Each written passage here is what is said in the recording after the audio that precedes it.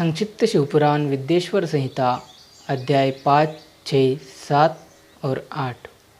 भगवान शिव के लिंग एवं साकार विग्रह की पूजा के रहस्य तथा महत्व का वर्णन।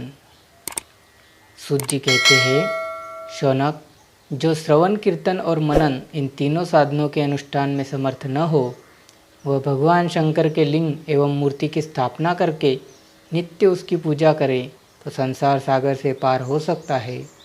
वंचना अथवा छल न करते हुए अपनी शक्ति के अनुसार धनराशि ले जाए और उसे शिवलिंग अथवा शिवमूर्ति की सेवा के लिए अर्पित कर दे।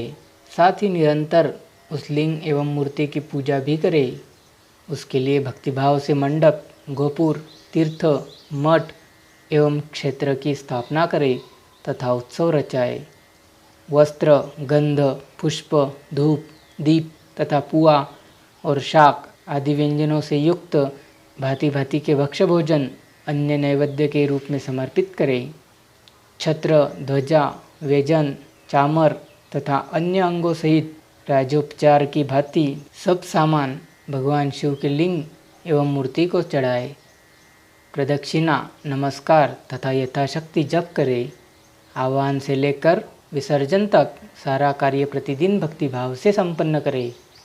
इस प्रकार शिवलिंग अथवा शिवमूर्ति में भगवान शंकर की पूजा करने वाला पुरुष श्रवणादि साधनों का अनुष्ठान न करे तो भी भगवान शिव की प्रसन्नता से सिद्धि प्राप्त कर लेता है। पहले के बहुत से महात्मा पुरुषलिंग तथा शिवमूर्ति की पूजा करने मात्र से भवबंधन से मुक्त हो चुके हैं। ऋषियों ने पूछा, मूर्ति में ही सर्वत्र देवताओं की पूजा होती है, लिंग में नहीं, परंतु भगवान शिव की पूजा सब जगह मूर्ति में और लिंग में भी क्यों की जाती है? सूत जी ने कहा, मुनीश्वरों, तुम्हारा यह प्रश्न तो बड़ा ही पवित्र और अत्यंत अद्भुत है। इस विषय में महादेव जी ही वक्ता हो सकते हैं। दूसरा कोई पुरुष कभी और कहीं भी इसका प्रतिपादन नहीं कर सकता। इस प्रश्न के समाधान के लिए भगवान शिव ने जो कुछ कहा है और उसे मैंने गुरु जी के मुख से जिस प्रकार सुना है, उसी तरह क्रमशः वर्णन करूँगा। एकमात्र भगवान शिव ही ब्रह्म रूप होने के कारण निष्कल कहे गए हैं। रूपवान होने के कारण उन्हें सकल भी कहा गया है, इसीलिए वे सकल और निष्कल दोनों हैं। शिव के निष्कल निराकार होने के कारण ही उनकी पूजा का आधारभूत लिंग भी निराकार ही प्राप्त हुआ है, अर्थात शिवलिंग शिव के निराकार स्वरूप का प्रतीक है। इसी तरह शिव के सकल या साकार होने के कारण उनकी पूजा का आधारभूत विग्रह साकार प्राप्त होता है, अर्थात शिव का साकार विग्रह उनके साकार स्वरूप का प्रतीक होता है। सकल और अकल रूप होने से ही वे ब्रह्म शब्द से कहे जाने वाले परमात्मा है। यही कारण है सब लोग लिंग और मूर्ति दोनों में ही सदा भगवान शिव की पूजा करते हैं। शिव से भिन्न जो दूसरे दूसरे देवता है वे साक्षात ब्रह्म नहीं हैं, इसीलिए कहीं भी उनके लिए निराकार लिंग नहीं उपलब्ध होता।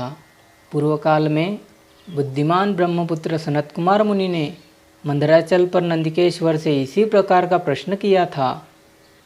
सनत कुमार बोले, भगवान, शिव से भिन्न जो देवता है उन सब की पूजा के लिए सर्वत्र प्राय वेर मूर्ति मात्र ही अधिक संख्या में देखा और सुना जाता है। केवल भगवान शिव ही पूजा में लिंग और वेर दोनों का उपयोग देखने में आता है। अतः कल्याणमय नंदिकेश्वर, इस विषय में जो तत्व की बात हो उसे मुझे इस प्रकार बताइए जिससे अच्छी तरह से समझ में आ जाए।